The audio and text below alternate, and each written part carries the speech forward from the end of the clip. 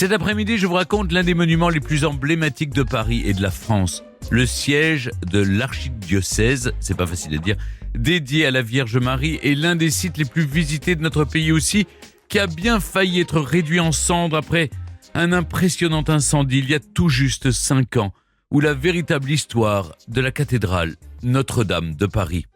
Quelle place Notre-Dame de Paris occupe-t-elle dans notre histoire ? Comment la cathédrale a-t-elle été reconstruite à l'identique ? Quelles sont les dernières grandes étapes avant sa réouverture prévue le 8 décembre prochain ? Nous sommes le 15 avril à Paris, il y a 5 ans, jour pour jour. Il fait doux en cette fin d'après-midi de printemps, il est 18h et sur l'île de la Cité, les minutes s'écoulent tranquillement quand, tout à coup, le fil continu de l'information est interrompu.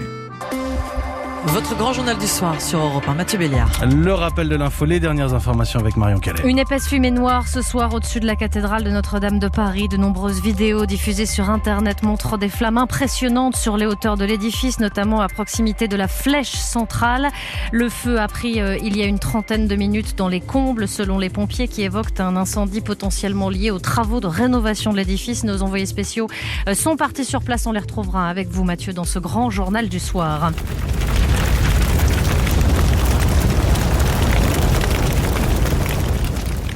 15 heures plus tard, la France se réveille d'un long cauchemar. Notre-Dame de Paris émerge à peine du plus violent incendie de son histoire. Les Parisiens et les touristes convergent alors vers l'île de la Cité aux abords de la cathédrale pour constater l'ampleur du sinistre. La flèche de Viollet-le-Duc qui culminait fièrement à 100 mètres au-dessus du sol a disparu. La toiture est partie en fumée, mais les 2 tours ont tenu, tout comme la façade, chargée de volutes et de dentelles si typiques de l'art gothique rayonnant. Vieille de 850 ans, bien que meurtrie, la cathédrale est encore debout. Au cours de la journée, un photographe accrédité pénètre dans l'édifice et le souffle court, réalise quelques clichés. La croisée d'ogives du transept, cette incroyable prouesse des premiers bâtisseurs, est perdue.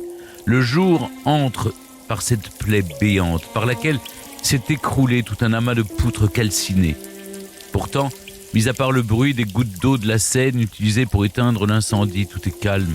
Les vitraux, chefs-d'œuvre de l'art gothique, ont résisté aux flammes. La statue médiévale de la Vierge à l'Enfant, près de l'autel, est intacte au milieu des décombres, à l'image de cette cathédrale, dont elle est le symbole depuis des siècles. Au fond du chœur, la Pietà baroque, figée dans ses pleurs d'une blancheur immaculée, reste la figure de proue de la nef, de ce vaisseau de pierre à la coque éventrée, mais qui n'a pas sombré, évoquant la devise de Paris, fluctuat nec mergitur.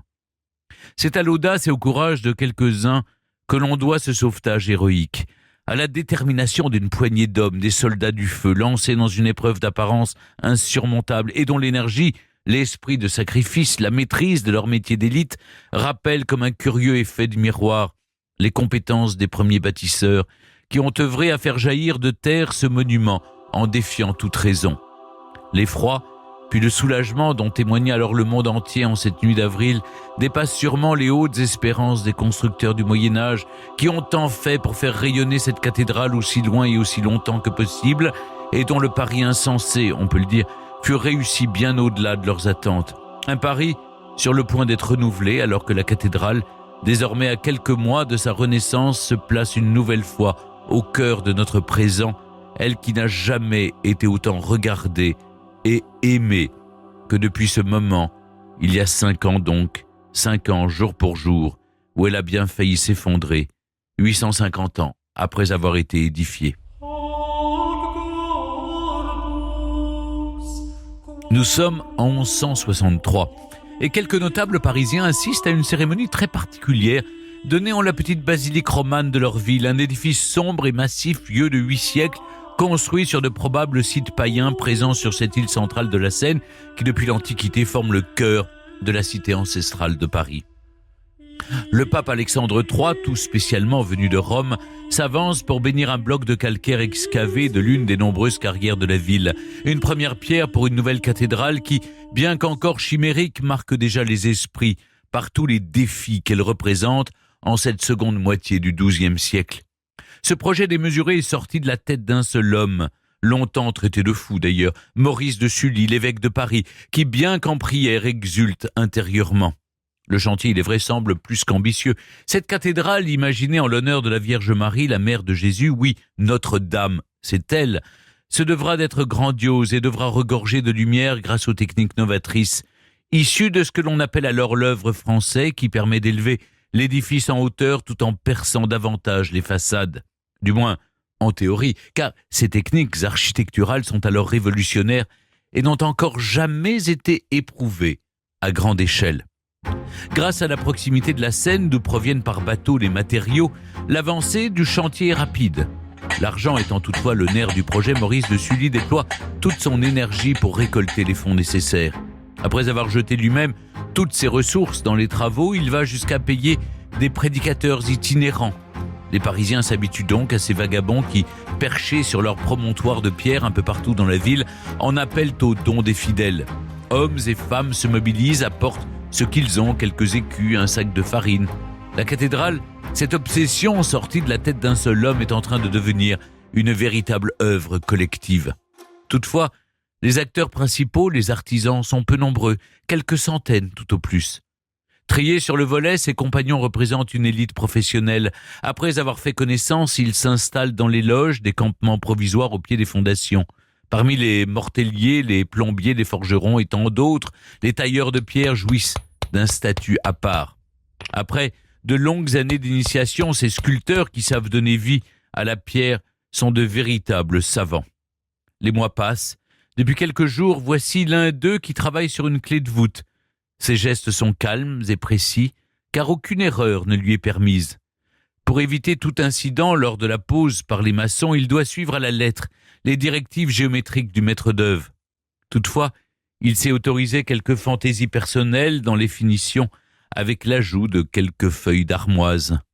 Grâce à son travail et à celui de tant d'autres, d'année en année, le cœur de la cathédrale s'élève à grande vitesse.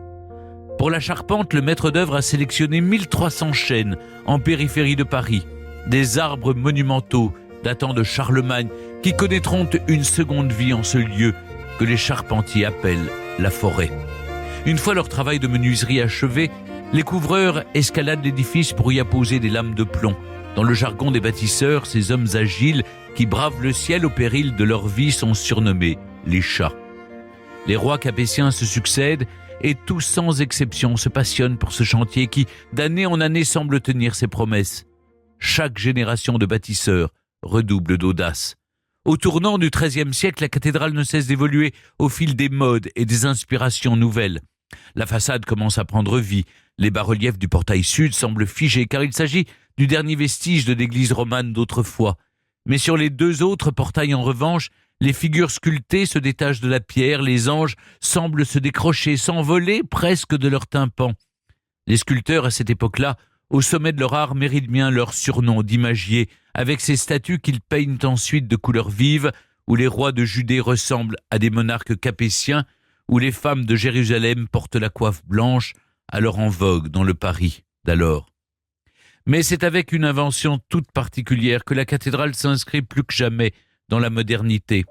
Un jour qu'il est en quête d'inspiration pour le décor central de l'édifice, le nouveau maître d'œuvre observe la jolie rose qui décore sa table de travail, une variété nouvelle ramenée de Damas par les croisés.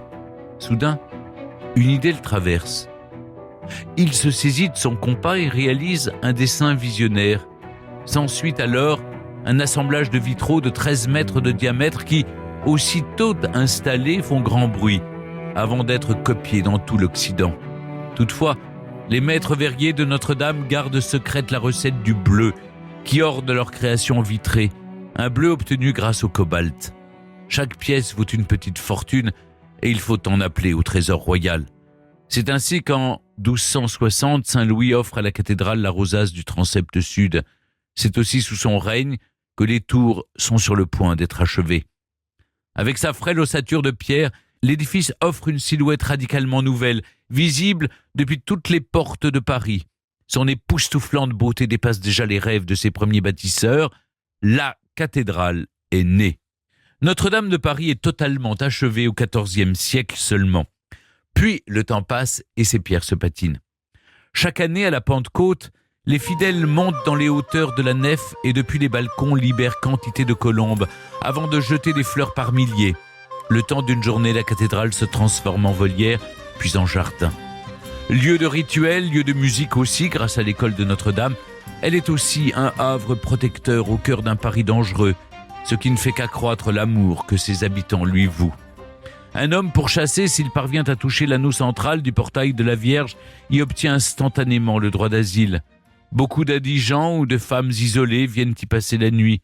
Drôle d'atmosphère que celle qui règne dans cette cathédrale au Moyen-Âge, où la toux des infirmes, les pleurs des enfants abandonnés, recueillis par des nourrices, se mêlent aux prières nocturnes des chanoines isolés dans le chœur.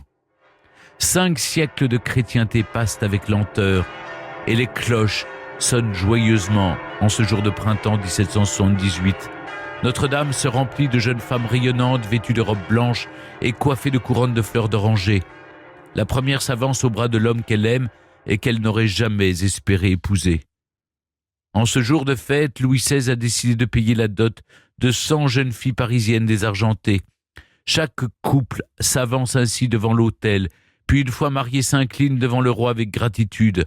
Comme toujours, Notre-Dame est un lieu de célébration, de communion et d'amour. Mais tout bascule à la Révolution. Au commencement, pourtant, Notre-Dame accueille un certain nombre d'événements fondateurs de la nouvelle ère. À l'automne 1793, une fête de la liberté y est donnée. La cathédrale est officiellement déchristianisée et renommée Notre-Dame de la Raison. Une montagne en carton est dressée dans le chœur, entourée des bustes de Voltaire et de Rousseau, au sommet de laquelle danse une femme d'une grande beauté. Il s'agit d'une danseuse de l'Opéra de Paris, grimée en déesse de la raison, nouvelle divinité des lieux. Mais dès l'hiver, le chœur n'est plus à la fête, et Notre-Dame n'échappe pas au vandalisme révolutionnaire. La haine destructrice se cristallise à l'hiver 1793 autour des 28 rois de Judée. Les figures bibliques, qui ressemblaient un peu trop à des rois capétiens, sont délogées de leurs galeries. Les immenses statues chutent les unes après les autres et viennent s'écraser lourdement sur le parvis au pied d'une foule partagée entre silence et cris d'approbation. Des citoyens s'avancent, masse à la main, puis décapitent méthodiquement les statues. La cathédrale se meurt. Ces cloches ne sonnent plus, fondues en canon pour les armées républicaines. Ces vitraux chatoyants sont badigeonnés d'une couche épaisse de peinture noire. Quant à sa nef, elle est transformée en dépôt de vin. Le 2 décembre 1804, l'heure est au sacre. Napoléon Ier s'avance d'un pas décidé vers la couronne impériale dans son épais manteau d'hermine. Et quoi de mieux que Notre-Dame pour un tel jour ? Tout a été fait pour créer l'illusion.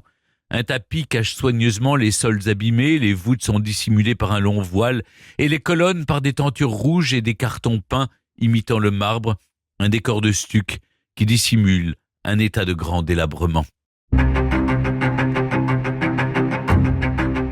Un quart de siècle plus tard, au matin du 28 juillet 1830, au 3e jour des Trois Glorieuses qui mettent fin à la Restauration, les insurgés, maîtres de l'hôtel de ville, montent au sommet des tours de Notre-Dame pour y planter le drapeau tricolore.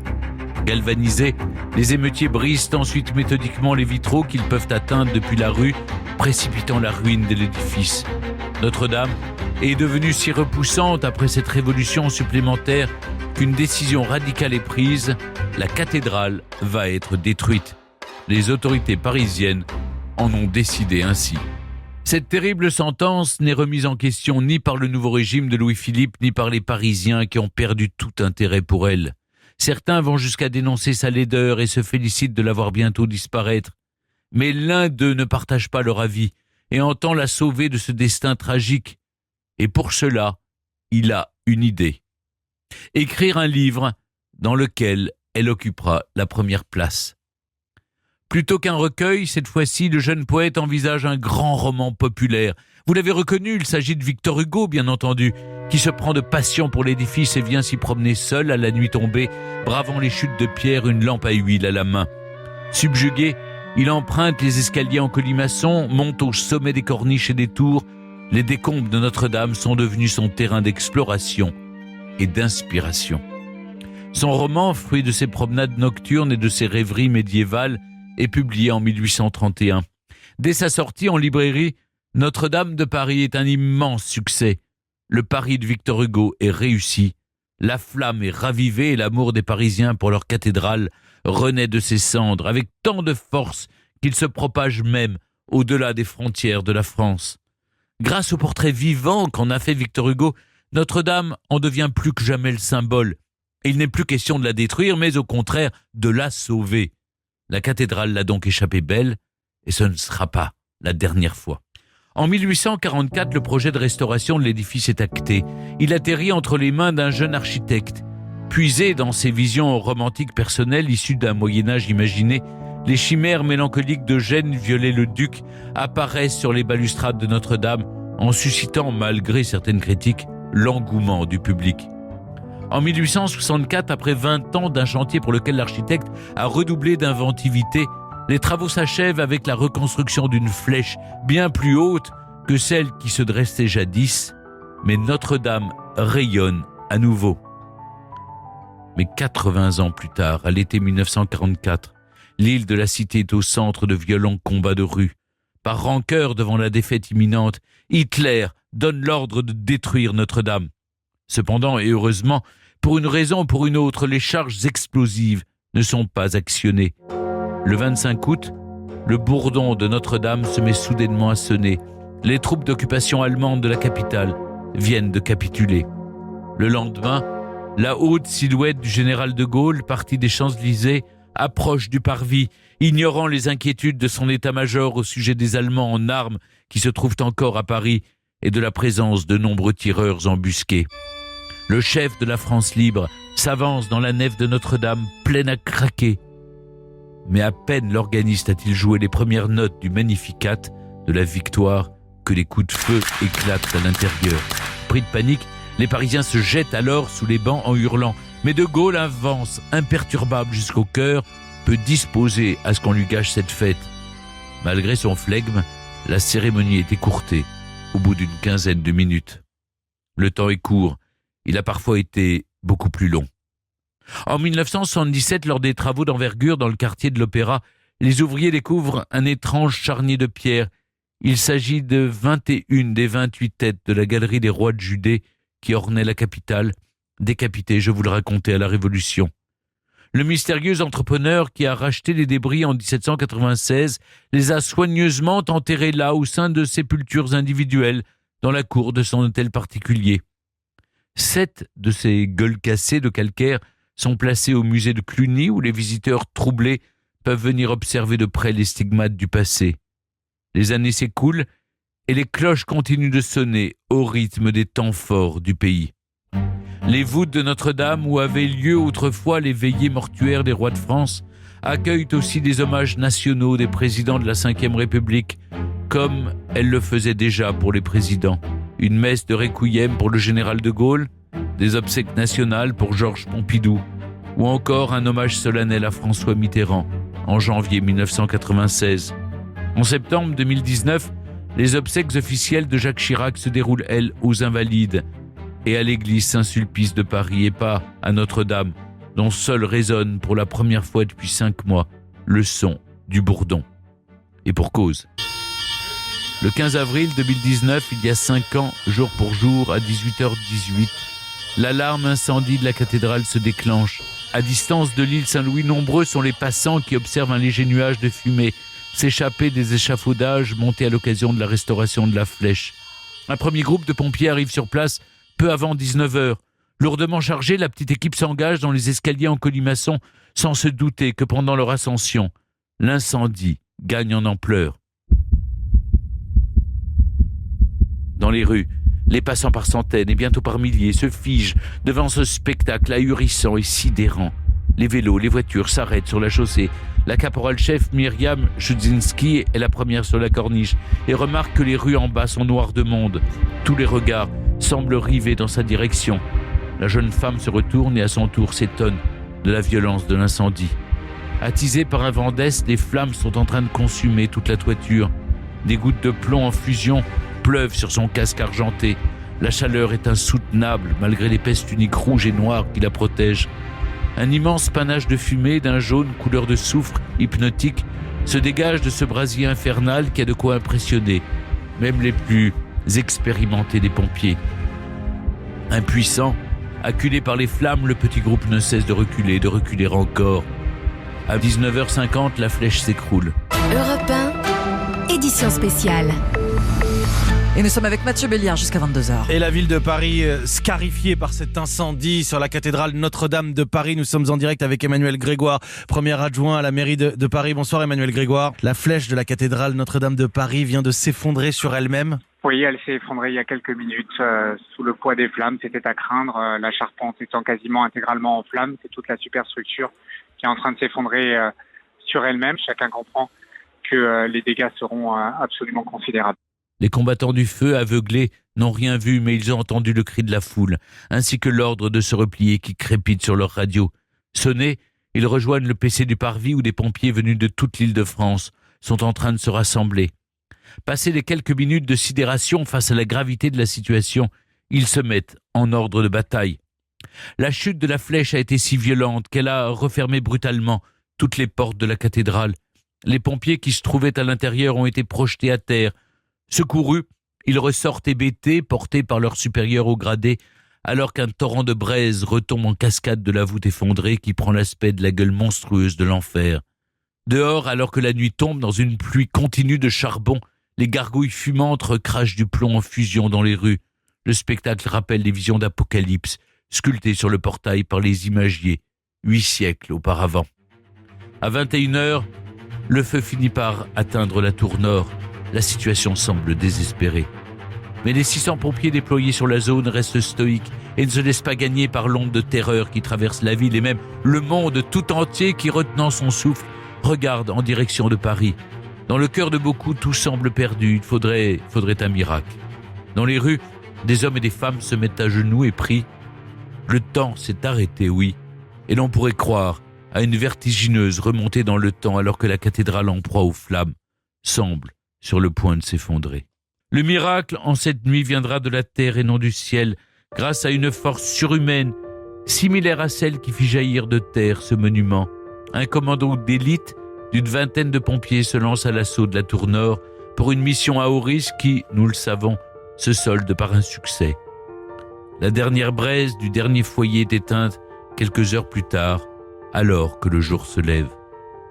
Le soir même, le président de la République prend la parole devant 36 millions de téléspectateurs, démontrant une fois encore les liens indéfectibles que l'État a tissés avec ce monument sacré, à l'image même de la France. Nous sommes ce peuple de bâtisseurs, rappelle Emmanuel Macron. Alors oui, nous rebâtirons la cathédrale Notre-Dame plus belle encore, et d'ici 5 années. Presque aussitôt, comme au temps de sa construction, il y a plus de 8 siècles, les dons affluent de toutes parts et du monde entier.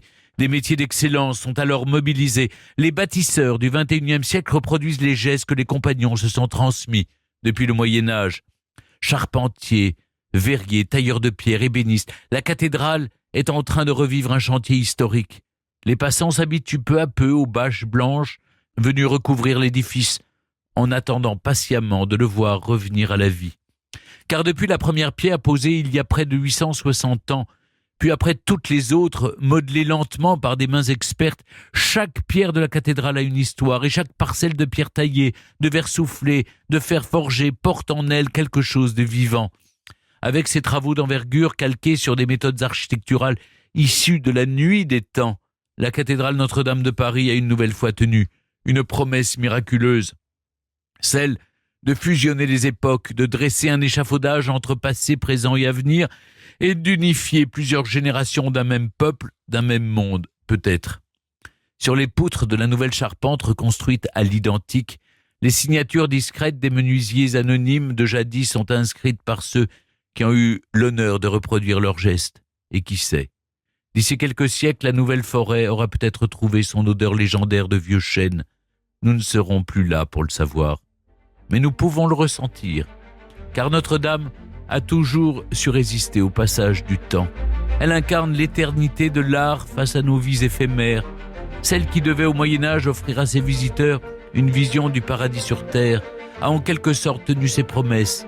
Elle est plus que jamais un fabuleux symbole du génie humain et par bien des aspects de la quête collective, si ce n'est la conquête, d'une forme d'immortalité. Europe 1, historiquement vôtre. Philippe Villeneuve, merci d'être toujours avec nous sur Europe 1. Notre-Dame de Paris, vous l'avez dans la peau au sens propre comme au figuré. Vous vous êtes fait tatouer une rosace à la place du cœur, ainsi que la flèche de l'édifice sur l'avant-bras. Quel rapport entretenez-vous avec ce monument ? Alors vous avez du retard parce que j'ai bien plus que la flèche et que la rose. J'ai tout le bras recouvert de Notre-Dame et j'ai même le plan. Donc oui, c'est facile pour pouvoir se diriger à l'intérieur dans la cathédrale. Donc oui, je l'ai vraiment dans la peau. Alors ce tatouage, c'est vrai, c'est un geste affectif parce qu'il faut quand même être un peu culotté pour, surtout à mon âge, pour se recouvrir comme ça. Mais c'est au contact de certains cordistes notamment qui étaient tatoués de partout. Je trouvais que c'était beau. Alors l'idée m'est venue de commencer par une flèche, puis après j'ai mis toutes les passions que j'ai pour Notre-Dame, c'est-à-dire bon évidemment la flèche que je me devais de redresser, et puis les grandes orgues parce que j'ai une passion pour les orgues et notamment pour Pierre Cochereau, donc je me devais d'avoir aussi Cochereau sur mon bras. J'ai 2 chimères parce que Viollet-le-Duc également. J'ai le médaillon central de la rose ouest avec la Vierge à l'enfant, puis j'ai le plan plus la rose. Mais je vais m'arrêter là. Mais plus sérieusement, Philippe, vous entretenez avec Notre-Dame un rapport affectif depuis très longtemps. Oui. Ça a commencé quand ? Je devais avoir 5 ou 6 ans lorsque j'ai eu entre les mains des livres que mon grand-père avait reçus lorsqu'il était à l'école. Donc c'est des livres qui dataient de la fin du 19e et du début du 20e siècle, dans lesquels il y avait des gravures, des dessins, des plans, etc. Et j'étais émerveillé, évidemment, je savais pas lire encore, mais enfin en tout cas pas convenablement, mais j'ai fini par les lire, évidemment. Et c'est là que j'ai rencontré un certain Viollet-le-Duc, parce que toutes les gravures et les plans étaient en fait issus du dictionnaire raisonné de l'architecture. Ça, je l'ai su plus tard. Ensuite, parallèlement, j'ai eu des disques sur Pierre Cochereau, que m'a donné ma grand-mère. Donc, j'avais la musique et l'architecture. Et je suis rentré vraiment en amour de Notre-Dame de Paris par la musique, plus que par l'architecture. En fait, j'ai été un peu... on parle toujours de Viollet-le-Duc lorsqu'il est rentré enfant, à 6 ans d'ailleurs, à Notre-Dame, sur les épaules de son domestique, son parrain, peu importe. Et lorsqu'il regardait la rose sud, je crois, les grandes orgues ont éclaté et il a tout d'un coup pris peur. Et moi, au contraire, quand les grandes orgues ont éclaté, j'ai trouvé ça absolument génial et je suis tombé fou d'orgue. Et comme le plus grand génie de l'orgue se trouvait précisément à Notre-Dame, c'était Pierre Cochereau, je revenais très régulièrement à Notre-Dame. J'étais pendant les concerts ou pendant les messes figé en regardant les voûtes, en regardant les chapiteaux. Je découvrais progressivement la cathédrale. J'ai toujours voulu être architecte parce que aussi on m'a offert des boîtes de Lego vers 5-6 ans, donc vous voyez. Mais je savais pas qu'il existait le métier que je fais aujourd'hui. Et je l'ai découvert en 79 au moment de l'exposition sur le centenaire de la mort de Viollet-le-Duc. Et là j'ai vu ce que je voulais faire et donc j'ai réussi à aller au bout de vos rêves. Gagner ce rêve. Oui. Voilà. Mais on se souvient de l'émotion qu'avait suscité l'incendie au-delà même de nos frontières. Et je le confesse, j'ai moi toujours la même émotion de raconter. C'est-à-dire que voilà, Notre-Dame suscite en nous une émotion très forte. Pour reconstruire l'édifice, l'État avait lancé un appel aux dons qui avait permis de récolter près de 900 millions d'euros, une somme colossale. Comment vous expliquez cette mobilisation ? Je m'en souviens d'autant mieux que j'ai présenté une soirée d'appel aux dons à la télévision et que j'ai été époustouflé par la générosité des Français. Mais c'est pas que des Français, justement. La chose qui m'a le plus marqué, certes, Notre-Dame est un chef-d'œuvre incontestable de l'architecture, un jalon incontournable. Elle est belle, elle a une émotion, elle donne des choses, elle est généreuse. Mais de là à ce que cette émotion-là dépasse les frontières, alors déjà, ça m'a totalement stupéfait. De savoir que ça dépassait même les religions. Toutes religions confondues sont d'ailleurs, même aujourd'hui, sur le chantier, vous avez toutes les religions qui sont confondues et qui travaillent la main dans la main. Et c'est là que j'ai compris notamment pourquoi Notre-Dame faisait partie du patrimoine mondial de l'humanité. Parce que c'était réellement ça qui s'est exprimé lorsque l'on a cru voir disparaître ce qui était finalement un repère pour l'humanité tout entière.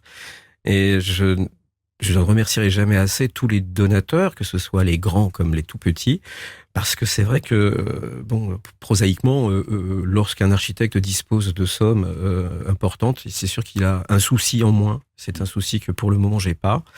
Et donc à chaque fois, j'ai l'impression de représenter un peu à chaque fois qu'on avance tous ces inconnus en fait qui ont donné des dons.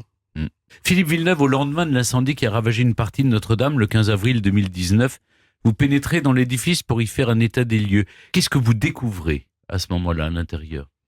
J'ai été frappé par la couleur et la lumière. Le grand trou de la croisée du transept a déversé une lumière crue qui contrastait avec les espaces qui étaient encore sombres, comme le chevet. La nef était également illuminée parce que il y avait la flèche qui avait également creusé, percé la voûte. Et il y avait surtout un ruissellement incessant d'eau qui coulait abondamment des voûtes. Et le long des murs, il y avait constamment ce bruit presque de cascade. Ensuite, on marchait dans de l'eau, dans des charbons de bois. L'odeur était âcre. Mais encore une fois, j'ai fait, là il y a ça, là il y a ça. Et j'ai commencé progressivement, d'ailleurs c'est ce qu'on attendait de moi, on est allé me chercher pour voir s'il y avait des zones fragiles qui risquaient de s'effondrer. Oui, parce qu'il y avait des zones qui risquaient de s'effondrer encore. Absolument. Et notamment, on m'avait raconté que le pignon nord avait basculé puis s'était remis en place pendant l'incendie. Et vous imaginez que le pignon nord, c'est celui qui donne sur la rue du Cloître avec des immeubles d'habitation en face. Donc, si le pignon était venu à tomber quelques heures après l'incendie, c'était catastrophique. Donc, tout de suite, j'ai été regardé, j'ai constaté qu'effectivement, il y avait des traces de mouvement. On a mis en place tout de suite les dispositifs pour le bloquer. Mais tout ça s'est fait progressivement. J'ai additionné les différentes zones, je les ai hiérarchisées et en fonction de ça, tous les compagnons qui étaient là, à mes côtés, pendant le chantier de restauration de la flèche, se sont agrégés autour de moi et j'ai pu donner des ordres et être suivi immédiatement des faits. Très vite après l'incendie, s'est posée la question de la reconstruction à l'identique. Vous, Philippe Villeneuve, vous avez toujours été favorable à la reconstruction à l'identique. Pourquoi ? Alors, j'ai toujours été intimement pour la reconstruction de la flèche, pas à titre d'architecte en chef, mais intimement. Parce que moi j'avais besoin de la retrouver, je savais que c'était possible, on avait tout ce qu'il fallait pour le refaire, mais j'étais fonctionnaire et vous savez qu'il a été question de faire un concours pour reconstruire cette flèche, pour avoir une flèche contemporaine sur Notre-Dame. Je suis fonctionnaire, donc je disais, ça serait pas mal qu'on la refasse. En tant qu'architecte en chef, j'avais tout à fait le droit de le faire, mais je me suis toujours bien gardé de dire, c'est ça qu'il faut faire. Et progressivement, je crois que les esprits se sont habitués à l'idée qu'on pouvait la refaire, que c'était indispensable. Parallèlement, il y avait quand même des engagements pris par la France en termes de patrimoine, avec la Charte de Venise. La Charte de Venise 1963 qui fait qu'on restitue dans le dernier état de classement, c'est ça ? Dernier état connu, pour peu qu'il soit documenté. Et là, on avait non seulement la flèche de Viollet-le-Duc qui était documentée, mais on avait un document extrêmement précieux, et je ne remercierai jamais assez Rémi Fromont, qui est architecte en chef, de même que Pascal Prunet, qui sont tous deux architectes en chef, à qui j'ai demandé de venir sur mon chantier pour m'aider à gouverner, à diriger ce chantier. Et Rémi Fromont avait fait un relevé en 2015 de la charpente. Parce que curieusement, il n'y avait pas de relevé précis de la charpente médiévale. Et grâce à Rémi et à Cédric Tranceau, on disposait d'un plan on ne peut plus précis, avec toutes les marques d'assemblage, les dimensions des bois, les détails de tous les assemblages. On allait pouvoir se servir de ça pour rebâtir. Mais encore fallait-il que la doctrine l'autorise, que la Commission nationale l'accepte et que, enfin, en dernier ressort, ministre et président de la République disent oui. Et c'est ce qui a été fait au mois de juillet 2020. Afin de reconstruire Notre-Dame à l'identique, il a fallu, j'imagine, vous plonger aussi dans les archives, utiliser les plans de Viollet-le-Duc, dont je rappelle qu'à ce moment-là, on était en train de sauver les statues qui étaient... Il y a des images où on voit comment, par grue, comme ça, on enlève les statues de la flèche. Donc, on avait tout. Comment vous avez procédé ? C'est-à-dire, vous avez travaillé d'arrache-pied pour... Ah oui, beaucoup. En fait, ce qu'on a fait au départ, c'est qu'on a d'abord fait un état des lieux général de la cathédrale, ce qu'on appelle une étude d'évaluation. De cette étude d'évaluation, on a tiré les éléments du programme que l'on met aujourd'hui en œuvre. Parmi cela, il y avait la reconstruction des voûtes, le nettoyage, les sols, les orgues, etc. Mais il y avait donc évidemment la charpente, la couverture. Donc on avait le relevé donc de Rémi, mais ensuite il a fallu qu'on remonte un peu les documents de Viollet-le-Duc et on s'en est servi parce qu'on avait à la médiathèque du patrimoine tout le fond de Viollet-le-Duc. C'est-à-dire qu'on a même les épures de la flèche qui ont été faites par le gâcheur de l'époque. Et donc, on est reparti un petit peu en sens inverse. De ce document-là, on est redescendu jusqu'à la base. On a analysé tout. Évidemment, on a utilisé également des techniques modernes. C'est-à-dire qu'on a modélisé la flèche, on lui a fait faire des tas d'essais, des tas de choses, pour voir comment elle réagissait. On a tenu compte même du réchauffement climatique avec les changements d'intensité des tempêtes, par exemple. Donc, on a renforcé par certains endroits la flèche de Viollet-le-Duc en y rajoutant quelques éléments structurels, mais ça n'a pas changé le dessin ni rien du tout. Donc, c'est tout ce travail-là qu'on a mis en œuvre. Et puis ensuite, ce sont les charpentiers qui, eux, ont repris le chemin emprunté par leurs prédécesseurs. Ce qui est formidable, c'est de penser que de toute la France, des chaînes ont été... Il y a l'esprit des bâtisseurs du Moyen-Âge. Absolument. C'est-à-dire qu'en fait, il y a une espèce de... un peu comme au Moyen-Âge, comme vous le dites, une espèce d'attirance qui peut être... pour plein de raisons, qui peut être mystique, religieuse, et puis il peut y en avoir aussi pour une certaine fierté de participer à ce chantier, parce que c'est vrai que Notre-Dame, c'est aussi la cathédrale de France.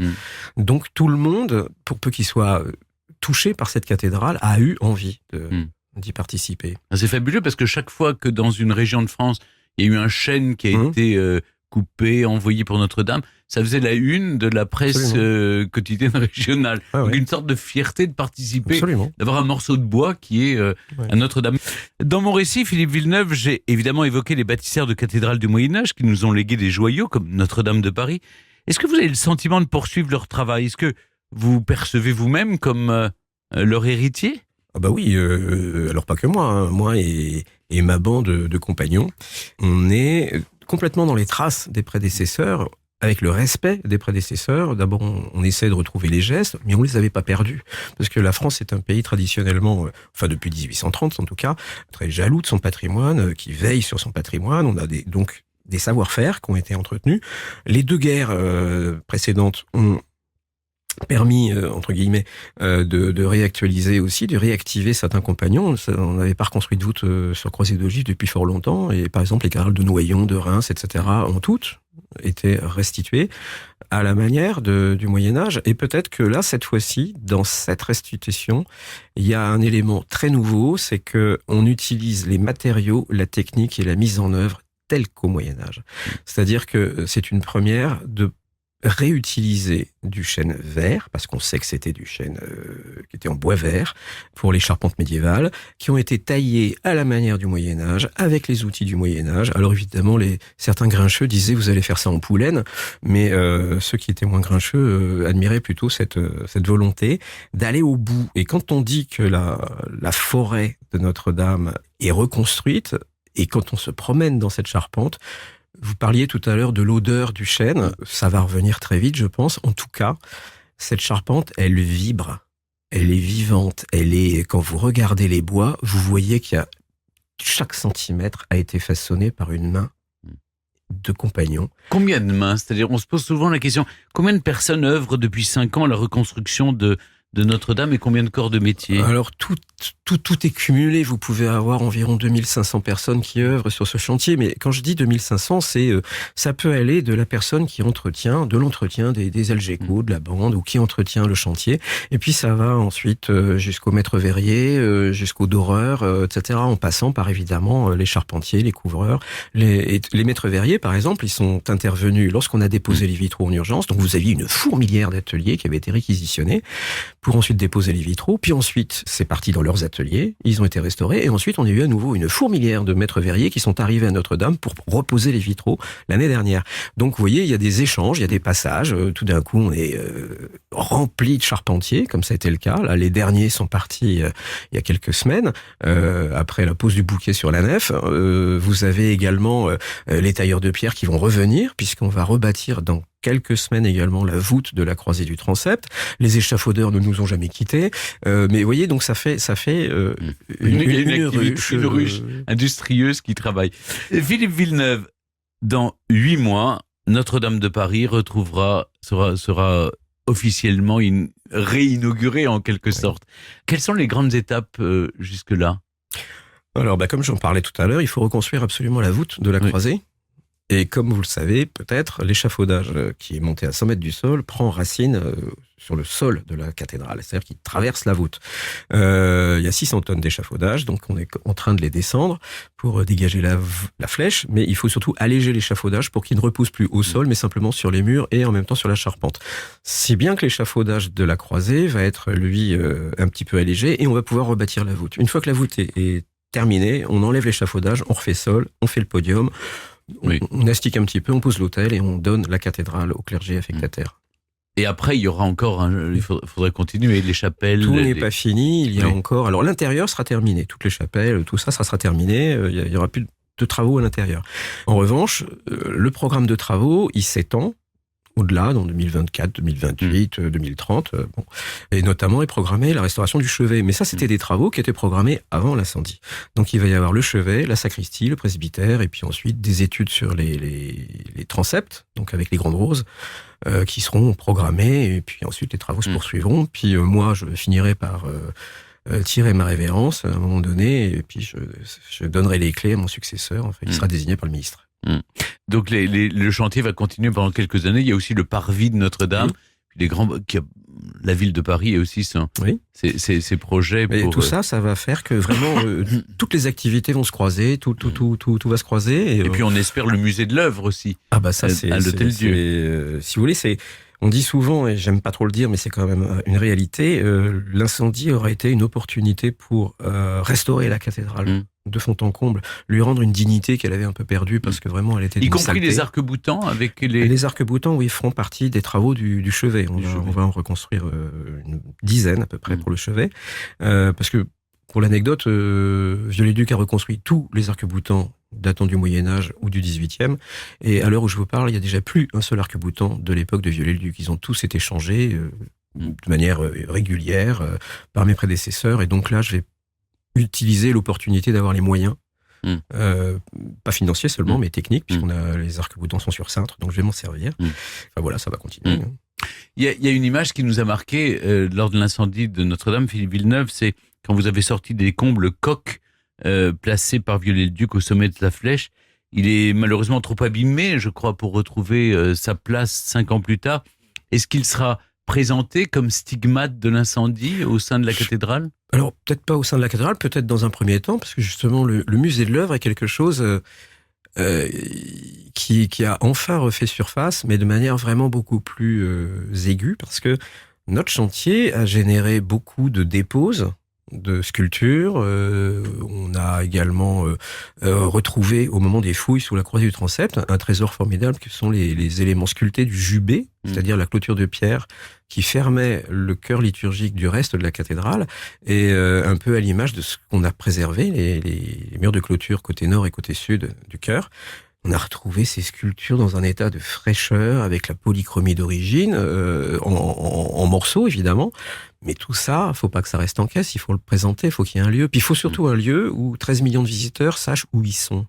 C'est-à-dire leur dire, voilà Notre-Dame. Un peu le récit que vous avez fait, il faudrait que, sous différents aspects, en fouillant plus tel ou tel aspect, que ce soit pour les scientifiques, que ce soit pour les historiens, que ce soit pour les amateurs de sculpture, de peinture, pour les amoureux de l'architecture gothique, il faudrait qu'on leur explique ce que c'est que Notre-Dame et sa place particulière. Puis les trésors qu'on a dû déposer, je pense notamment à quelques chimères sculptées par Viollet-le-Duc, qu'on n'a pas pu remettre en place parce qu'elles sont trop altérées suite à l'incendie. On en a fait des copies, mais il faut bien que ces chefs-d'œuvre-là, parce que sans son, soient présentés et protégés et exposés. Il faut aller voir le musée de l'œuvre du Dôme de Florence, qui est pour moi l'archétype de ce que j'aimerais avoir pour Notre-Dame. Merci beaucoup Philippe Villeneuve de nous avoir accompagnés cet après-midi dans Historiquement Vôtre pour retracer la véritable histoire de Notre-Dame de Paris. Je rappelle que vous êtes depuis 2013 l'architecte des monuments historiques en charge de la cathédrale. Et merci rendez-vous dans 8 mois. Oui.